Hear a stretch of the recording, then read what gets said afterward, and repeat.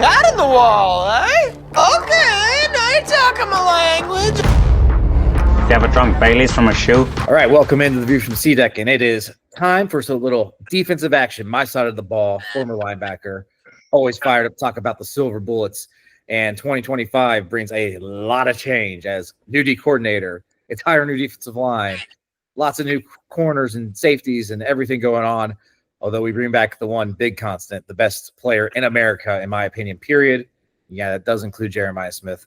Talking about Caleb Downs, number 2 at safety there. And Direwolf, the man's already cemented himself as a Buckeye legend. You ready to see some more guys? Maybe Sonny Styles, maybe Kenyatta Jackson, maybe Matt Patricia just leaps into our hearts this season. I'm actually hoping a little Bo Atkinson comes onto the stage, because that position group is just the whole defensive line is my biggest concern, and I think he might come out of nowhere and play pretty well this year. I'm hoping anyway. You just want to say that you have a boner, don't you?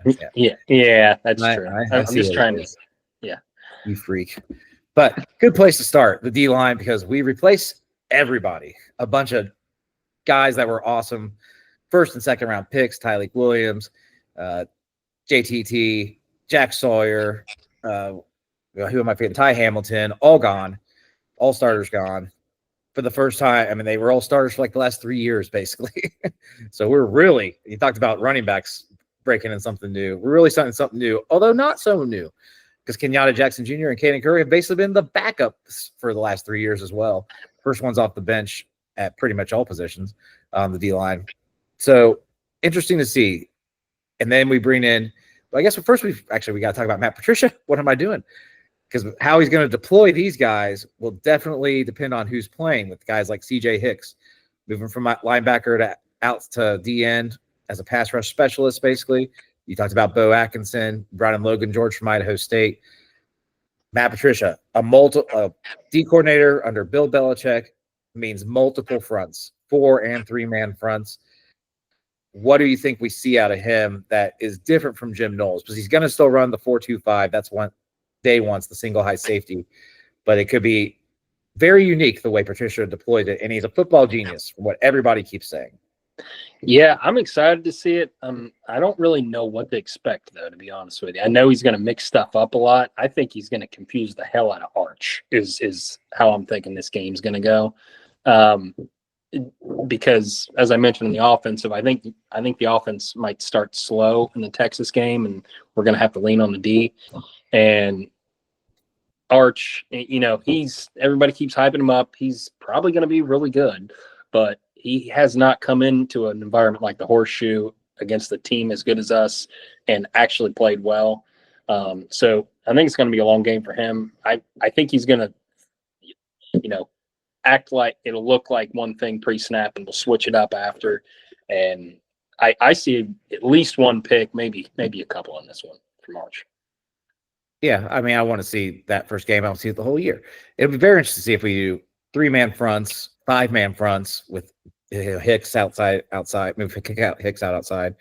Are we going to see a lot of 3 linebacker rotations, which I think we will, just because of where the talent is. But yeah, so the defensive ends, though, that's why I bring it up, because CJ Hicks is one that I really am interested to see. Can he be? He's a 5-star athlete, has not been good at linebacker, though. Doesn't have the read-react skills. Looks like he's playing too slow, except for when you turn him loose, when he just runs and A to B and hits C-ball, hit ball, then he's freaking good. Then he annihilates people. It'll be interesting to see if he can do that from the end position. And, Kenyatta Jackson Jr. in his offseason work, named an Iron Buckeye, looks great in what you see on the stuff that's posted from drills and practice. Looks very bendy, has the size. Now, he's always looked a little skinny to me. Doesn't look that this year. And then, obviously, Caden Curry, he's been a playmaker when he's been out there, but he's also struggled in run game stuff. Bo Atkinson, coming from North Carolina, like you said, could be a breakout player, had 7.5 sacks last year, but he never started. He was a rotational guy there. At D tackle, this has been the big worry on the team. And Ryan Day was even worried, said as much in his post for spring game press conference, that they thought they needed to add somebody in the portal, and they did not. Maybe because we were underbidding, maybe because there wasn't the guys out there, but so we rolled with what we have. They do like the starters, and I like the starters too. Edric Houston at the 3 technique, moves from D end as a freshman, is making plays by the end of the year and in the playoff, like rotating in and making plays. He's disruptive, puts on 22 pounds of muscle in the offseason. Dude, I mean, does get hurt though. So we'll see if his body can handle this weight gain. And it takes another year before all that strength, all that muscle becomes more functional strength.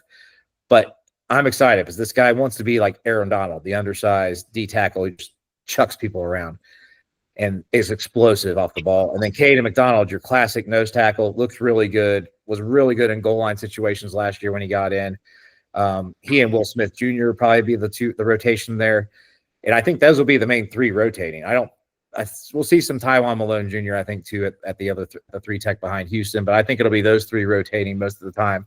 Can they hold up is the question for a whole season with just those 3. Because after that, it's looked bad at times. Yeah, that's what I was going to say. I think the starters are fine. I'm happy with them. The depth is what concerns me because I feel like this long season, you almost have to assume somebody's going to get hurt somewhere on your team, and you just hope you got depth at that position group. So just hopefully it's not D tackle. Yeah, but and also like we want to go with an odd front. I think the only guy we can play at nose tackle is Caden McDonald because even Will Smith, he may be good, but he's not that big. Doesn't have the natural size. One position group we do not worry about depth, and this is right up there with tight end and wide receiver, I think, with strength of the team, is linebacker. And when is the last time we said that, Direwolf? It's been since Tressel, probably. Oh, easily, yeah. Probably when Marcus Freeman and Little Animal are running the side to side. I mean, the 14 and 15 team, they had some pretty good linebackers too. But it wasn't the strength. Wasn't the strength of the defense, though, and I think it will be this year. Yes.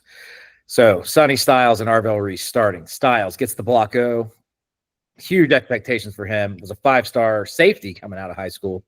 Now he's moved to linebacker last year to much success. Didn't always look the most natural. Had his games where he struggled, but you can't beat him to the sideline. He's all over the place. Just the more comfortable he gets playing linebacker, the better he's going to get. I think big things are in store. And then Arvell Reese, everybody just praises the athleticism is just freakish. Played some DN too early in his career here. They just trying to find and get him on the field. And then Peyton Pierce, whenever I see him out there, he's just making plays all over the place. And then Riley Pettijohn, the freshman, shed his black stripe really early. He's ready to play. They already said they'll get him on the field for sure. We are deep. We only play 2 at a time, but I think we'll play 3 a lot. It's just you want your best players on the field. Yeah, I think all 4 will play all year, and we're definitely going to see some packages with 3 linebackers out there. I'm sure we will, especially with Patricia, Mad Hatter kind of. I feel like we keep hearing how he's this great defensive mind, switches stuff up. So you're right. Get your best players on the field. I think he's going to be all about that. Yeah, and they are so athletic, especially. I mean, they're big, 6'4", 230, 6'4", 240. Styles and Reese, like they can kind of get them close to the line of scrimmage. They should be able to hold their own. You can move them out to the outside. You can do kind of whatever with them, and they should be able to hold up. And then if you want to move one of them and put 5 men on, put Hicks outside and Styles outside, and then have the 3 down linemen, and then Pierce and Reese in the middle, like a 3-4, you can do it. And that's what he comes from. I think we'll see some of that. And then another group that's also super deep, but a little bit unproven, but I'm getting more and more hype about them, is the defensive backfield. Obviously, it starts at safety with Caleb Downs, best player in the country, RPO eraser. A lot of talk about him moving into the nickel, though, to get him to closer to the line of scrimmage, which takes him a little bit out of those RPOs. He's got more straight-on duty there next to the line of scrimmage. What do you think when you hear about him maybe moving to nickel and early in downs, I think? I mean, I'm okay with it, but you're right. I think his best fit is a little bit back. But they're just going to use whatever they can. I think I love just the whole idea of this whole team. Seems like we have a lot of depth everywhere except for like essentially D tackle. So we can kind of mix and match position groups. Guys can play different places. I'm okay with it, but I just hope they don't go out of control with it. And he's there like 25, 30% of the time. I hope it's just like sprinkled in. I think it is going to be at least 25% of the time. I think it'll be more than that. The way they're talking, I think it's going to be like until you're in like 3rd and 7, then they'll move him back. But early on, I think they want him closer to the line, kind of using like Jabril Peppers was used at Michigan, where you can blitz him. He can just kind of be a game wrecker off the edge. I don't know if I love that because I think he's like you said, what unlocked this defense was him moving to that like shallow 8-yard deep safety, and he's just taking away RPOs, following the quarterback's eyes. Oh, here comes the pass. I'm taking that away, but I'm deep enough that once he hands it off, I can go make the play on the running back and still dump him as a safety for like a 3-yard gain maximum. Like he's so freaking good at processing what's going on. Just an elite player, should be a top 10 pick. I'd take him top 5 in the draft next year. But safeties aren't usually taken. There's only been one ever, Sean Taylor. And I don't know if he's he's really good, but physically he's not on Sean Taylor's level. And I think it'll take that to go that high. The rest of the defensive backs, back at corner, the human penalty himself, Davidson Igbinosun. Hopefully he gets that cleaned up some. He says he's worked on it. He said he's worked on locating the ball more so he doesn't get the just running into the guy PIs. But he gets just extremely physical. And it's almost like the Legion of Boom with Seattle. They can't call it every time. So when they aren't calling it, it's super effective. He doesn't get burnt often at all. And he's not a bad tackler. The opposite of him would be Jermaine Matthews, who played a lot in the playoff, especially against Texas, actually. Played like the whole second half. Burke was benched for, I think he got injured, they ended up saying, but I thought he just wasn't playing that well either. So he's got size and physicality as well and has been waiting to he would have started on 90% of the teams in the country last year, been waiting his turn. He's ready to explode. And then you have two former 5-star freshmen, Devin Sanchez, and last year's 5-star Aaron Scott Jr. backing them up. Lots of talent, lots of unproven talent there. I thought Scott looked okay in the spring game, except Smiling Grand cooking him a couple times, but he also made his share of plays. Sanchez, everybody says, is the next big thing, just needs to get his feet wet a little more, get more used to playing the defense. And then the other nickelback will be Lorenzo Styles Jr., who played a lot in the playoff too there. When Downs isn't down there, that's who's going to be manning it. Then safeties. Malik Hartford and Jalen McClain will be the guys who play the most. Probably the two starting safeties when Downs moves down. What do you think about those two? I'm all right with them. I think I'm with you, though. Hartford worries me a little bit. McClain, I think he could be really good. It's just another big question mark, I think, because we haven't really seen a ton of either one of them. I mean, they've played a little bit, but not a whole lot of meaningful snaps, I guess. So that's honestly probably my biggest question on the defense, because we've seen a lot of the D line, even though that's the weakness, I think we've seen them play a decent amount. But those two guys, I probably know the least about them. Yeah. I think McClain will be fine in coverage. Can he hold up in the run game? The way they talk about him, yes. Hartford, yeah, I've never seen anything that says he's a top shelf player, but as depth goes, that's fine. Leroy Roker III and Fahim Delane have also gotten a lot of attention as guys who will contribute. Delane being a freshman, that's very exciting to hear. Hopefully he's the replacement for Downs next year. What do you think about those corners, though? I mean, on paper, there should be some of the best in the country. I know. It was hard for me to – I almost want to say defensive backfield in general is the strength, other than instead of linebackers. But just because of how good the top 3 linebackers are, I can't say that. So I think it's very close, but I feel strong, especially just in general, Igbinosun. If he can figure that freaking penalty bug out, that's going to be a huge boost. And I really think the whole backfield could be the strength instead of the linebackers if he can figure that out. And Matthews continues to play like he was playing later in the year. All right. Special teams real quick. Now, speaking of Caleb Downs, he'll probably be returning some punts along with Ennis. Kick returns, nobody seems to know who it's going to be. Maybe Turbo Rogers, but I hear he fumbles a lot in practice, so he probably doesn't get that nod right away. So it could be Ennis, though, back there for those as well. Carnell Tate did some last year even. I'm thinking Milan Graham might get some. Yeah, well, I mean, just get him on the field, sure. Why not? Yeah. We've never been excellent, though, on kick. We finally took a punt back last year with freaking Caleb Downs. First one in like over a decade. I don't see any of that happening this year again. It's just we never really gained in special teams with Day. Kicking, Jaden Fielding back again, and we have a backup kicker that actually kicked before too, so that'll be nice. Fielding hurt last year, so he says, which could explain a lot of his misses pre-playoff. During the playoff, though, he hits a lot of big kicks, hit from his bugaboo spots, which means left hash beyond the 30-yard line, beyond 40 yards on the kick. I have pretty good. He looked great in the spring game. I think I have confidence in Fielding this year. And then Joe McGuire and Nick McClarty both might be doing some punting. McClarty's got the big leg, but is inconsistent. I think McGuire probably gets the nod most of the time. Yeah, McGuire.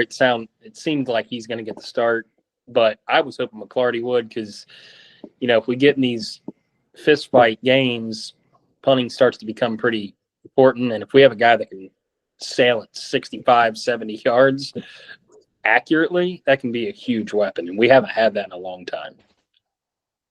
All right, time to make our bold predictions, and this is I think this is harder just because Patricia coming, and it's hard to be bold because there's one that a lot of people are going to say, and that's the Thorpe Award for Caleb Downs. I'm not allowing that to be a bold pick, but it would be super nice to finally get another Thorpe Award, which we're owed a couple with Jeffrey Okudier especially. So I'll let you go first, though, since I stole your Max Clare on the offensive preview. Oh, man. I am going to say – now I'm trying to figure out what would be a lot for a bold prediction for this. But I'm going to say 4 pick sixes this season for the defense. Ooh. What do I say? How many did we have in 19? We had a lot that year. Pick sixes? I don't know. 16 we had more because Malik Was Hart it was like 4 back by himself. Maybe it was 16, but 19. 16 we had to have at least 10, I'd say. 10 pick sixes? Hartford had 4. Baker had 1 at least. So maybe 4 is not bold enough. Make it 6. 6. All right. I like it.